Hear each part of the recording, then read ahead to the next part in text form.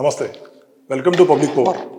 నరేంద్ర మోదీ గారు రాజకీయ కక్షలు ఉపయోగించి సిబిఐని, ఎన్ఫోర్స్మెంట్ డైరెక్టరేట్ని అడ్డం పెట్టుకొని పదవిలో ఉన్నటువంటి కేజ్రీవాల్ గారిని అరెస్ట్ చేశారని చెప్పేసి ఇప్పుడు పలు రకమైనటువంటి ఆరోపణలు ఉన్నాయి.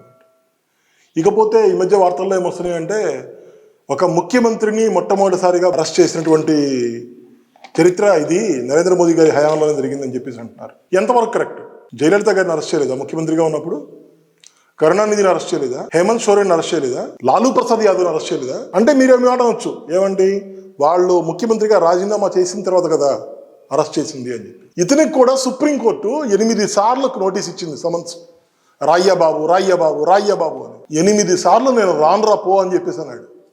9వసారి అరెస్ట్ చేయక తప్పలేదు. మరి ఇది ఎంతవరకు తెలుసు జనాలకి? ఈయనేంటి అవినీతి రహిత సామ్రాజ్యాన్ని, కాంగ్రెస్ చేసినటువంటి పొల్యూషన్ మొత్తాన్ని కూడా నేను క్లీన్ చేసి రాజకీయాన్ని ప్రక్షాళన చేస్తాను అని చెప్పేసి లోక్పాల్ బిల్ అని అవని ఇవని అన్నా హజారే శిష్యుడిని అని చెప్పేసి రకరకాల ప్రాస్పెక్టివ్స్తో వచ్చాడు రాజకీయాల్లోకి. నిజంగా అంత గొప్ప రాజకీయ నేత కనుక అయినట్లయితే అన్నా హజారే శిష్యుడిని అరెస్ట్ చేస్తే అన్నా హజారే సైలెంట్గా ఉంటాడా?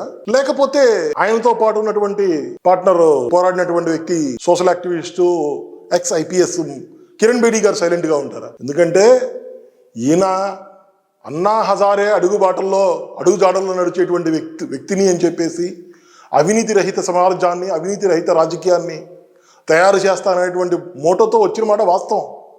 కానీ వచ్చిన తర్వాత మాత్రం ఈయనకు కూడా చిన్నగా రుచిమరిగాడు. ఒక్క లిక్కర్ స్కామ్లో 100 కోట్లు అంటున్నారు. 100 కోట్లు కాదు, 600 కోట్ల నుంచి 900 కోట్ల వరకు అవినీతి జరిగింది. ఆ డబ్బులు మొత్తం కూడా గోవా ఎలక్షన్స్లో, పంజాబ్ ఎలక్షన్స్లో ఉపయోగించారు. ఇవే కాకుండా మనీష్ సిసోదియా అరెస్ట్ అయ్యాడు. దగ్గర సంవత్సరంగా వస్తుంది. ఢిల్లీ ఉప ముఖ్యమంత్రి కేజ్రీవాల్కి రైట్ హ్యాండ్. ఒక అల్లాటప్ప నార్మల్ లిక్కర్ స్కామ్ కేసులో అరెస్ట్ అయితే సంవత్సరం పాటు బెయిల్ రాకుండా ఉంటుందా? మీరు ఆలోచించండి. మన దగ్గర గొప్ప గొప్ప లాయర్లు ఉన్నారు. అభిషేక్ మను సింఘ్వి, కపిల్ సిబ్బల్ లాంటి పేరు మోసినటువంటి అడ్వకేట్స్. అందులో లెఫ్టిజం అంటే ఈ కైండ్ ఆఫ్ మెంటాలిటీస్ ఉన్నటువంటి అడ్వకేట్స్ చాలా మంది ఉన్నారు అన్నమాట. ఏదన్నా ఒక చిన్న ఇది జరిగింది అంటే వాళ్ళని ప్రొటెస్ట్ చేయడం కోసం వీళ్ళల్లో ఎవరు కూడా బెయిల్ తీసుకురాలేకపోయారు మనీష్ సిసోదియా గారికి. దీని వెనుకాల చాలా ఉంది. ఢిల్లీలో సిఏఏకి సంబంధించినటువంటి ప్రొటెస్టులు జరుగుతున్నప్పుడు IB officer Ankit Sharma murder అతి కిరాతకంగా జరిగింది. అది సోకాల్డ్ వర్గానికి సంబంధించినటువంటి ఒక కమ్యూనిటీ చేసినటువంటి మర్డర్.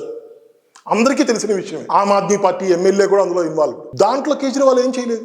జవహర్లాల్ నెహ్రూ యూనివర్సిటీలో అఫ్జల్ హమ్ షర్మిందా హై తేరే కాతిల్ జిందా హై ఉరిశిక్ష వేయబడినటువంటి అఫ్జల్కి సపోర్ట్ చేస్తూ భారత్ తేరా టెకడో హోంగే ఇన్షా అల్లా ఇన్షా అల్లా, భారతదేశాన్ని విచ్ఛిన్నం చేస్తాం అనేటువంటి ఒక కమ్యూనిటీకి ఈయన పోయేసి సపోర్ట్ చేయడం ఎంతవరకు సమంజసం మీరు ఆలోచించండి. ఇదే కాకుండా సర్జికల్ స్ట్రైక్ చేస్తే ఆధారాలు కావాలి.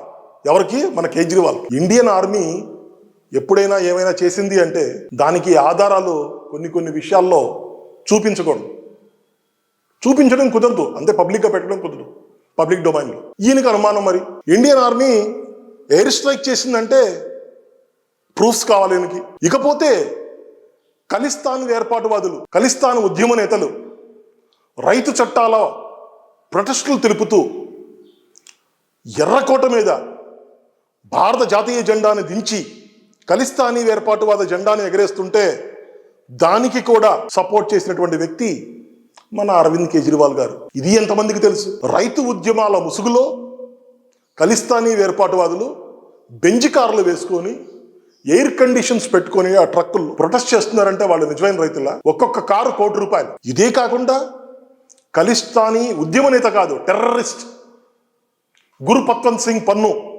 అదే కనుక కెనడాలో ఉన్నట్టయితే ఈ పార్టీకల్లా కలుపు మొక్కల్ని ఏరివేసినట్టుగా ఏరివేసేవాళ్ళు మన రా ఏజెంట్. కానీ అమెరికా పారిపోయాడు, అమెరికన్ సిటిజన్ అయిపోయాడు.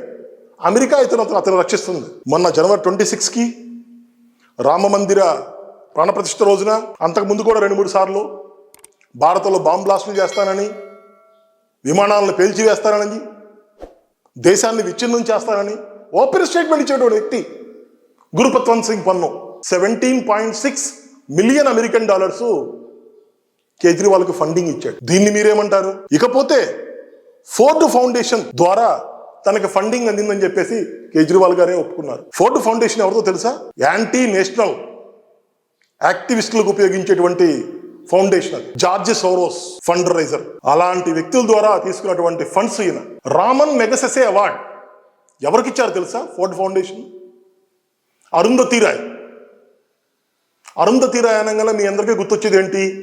The Bookers prize awardee, the Guinness Book of World Records లో ఫస్ట్ రైటర్ అనేటువంటి లక్షణాలు మాత్రమే మీకు గుర్తొస్తాయి. ఎందుకంటే 96 ఆ ప్రాంతంలో the God of Small Things అనేటువంటి బుక్ రాసినప్పుడు అరుంధతీ రాయ్ ఆవిడకి నేను ఒక గొప్ప ఫ్యాన్ని.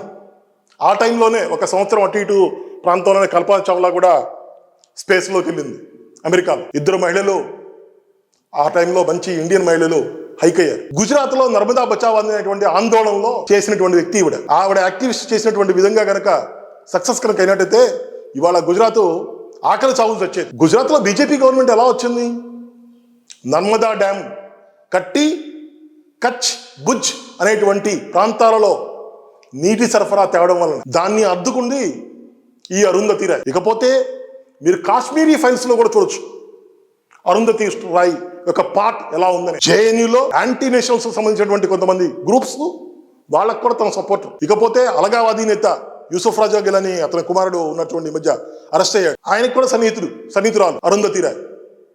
ఆవిడికి రామన్ మెగసెసే అవార్డు. అరవింద్ కేజ్రీవాల్కి రామన్ మెగసెసే అవార్డు. సోనం వాంగ్చుక్ లడాక్ ఉద్యమ నేత. ఇక్కడ కేంద్రపాలిత ప్రాంతంగా గుర్తించాలి, ఇక్కడ అట్లా ఉండాలి, మాకు ప్రత్యేక ప్రతిపత్తి ఉండాలి, ఈ విధంగా ఉద్యమ పోరాటదారులు ఉండొచ్చు. కానీ ఎక్కడైతే చైనా బోర్డర్ ఉంటుందో, ఎక్కడైతే పాకిస్తాన్ బోర్డర్ ఉంటుందో అలాంటి ప్లేసెస్ లో అక్కడ ఉన్నటువంటి లోకల్ పబ్లిక్ యొక్క ఎక్స్ప్లాయిట్ చేసి ఉద్యమాన్ని సృష్టిస్తున్నారంటే అర్థం ఏంటి? ఎందుకంటే అక్కడ మన ఇండియన్ ఆర్మీ వీక్ అవుతుంది కాబట్టి. అలాంటి వారికి రామన్ మెగసెసే అవార్డు. మీరు ఒక్కసారి ఆలోచించండి, భారతదేశంపై జరుగుతున్నటువంటి కుట్రలు ఏ విధంగా ఉంది. ఇంతమంది ముఖ్యమంత్రులను అరెస్ట్ చేశారు. ఎక్కడా కూడా జర్మన్ కానీ, కెనడా కానీ, అమెరికా కానీ ఎక్కడా స్పందించలేదు. అరవింద్ కేజ్రీవాల్ అరెస్ట్ చేస్తే మాత్రం అమెరికా స్పందిస్తుంది, కెనడా స్పందిస్తుంది, జర్మనీ స్పందిస్తుంది. ఎందుకు? ఖలిస్తానీ ఉద్యమం ఆగిపోతుంది కదా, యాంటీ నేషనలిజం ఆగిపోతుంది కదా. ఒకప్పుడు అంటే కాంగ్రెస్ని పట్టుకుని ఎలాడారు వీళ్ళంతా, western media, western ecosystem. ఇప్పుడు కాంగ్రెస్ ని పబ్లిక్ ఎవరు నమ్మట్లేదు. ఆ ముసుగులో ఇప్పుడు ఆమ్ ఆద్మీ పార్టీ వచ్చింది. ఇంతకుముందు ఇలాంటి స్టేట్మెంట్స్ కనుక ఇచ్చినట్టయితే అమ్మో అమెరికా వాళ్ళు అంటున్నారు అని చెప్పేసి మనం భయపడిపోయేవాడు. కానీ ఇప్పుడు ఉన్నది అది కాదుగా, జాతీయవాద ప్రభుత్వం. ముగ్గురు పిలిచారు. America ambassador Eric Garcetti, Canada ambassador ని, జర్మన్ అంబాసిడర్ ముగ్గురిని పిలిచారు. ముగ్గురిని కూడా మన ఎక్స్టర్నల్ అఫైర్ ఆఫీస్, విదేశాంగ శాఖ మంత్రిత్వ శాఖ పిలిచి జస్ట్ వాళ్ళ లోపలికి రావడం, వార్నింగ్ స్టేట్మెంట్ ఇవ్వడం, పంపించడానికి. ఎట్లా? కనీసం ఫార్మాలిటీస్ కూడా లేవు. కూర్చోబెట్టి మంచినీళ్ళు టీలు తాపడం కూడా లేదు. విత్ ఇన్ ద 5 minutes లో వాళ్ళకి వార్నింగ్ స్టేట్మెంట్ ఇచ్చేసి పంపించేశారు. బయటికి వెళ్ళేటప్పుడు మీడియా సలహాదారులు అడుగుతున్నారు ఏమైంది అని చెప్పేసి. సీరియస్గా వెళ్ళిపోయారు, జాబులు చెప్పకుండా, తలుపు కూడా గట్టిగా వేసుకొని.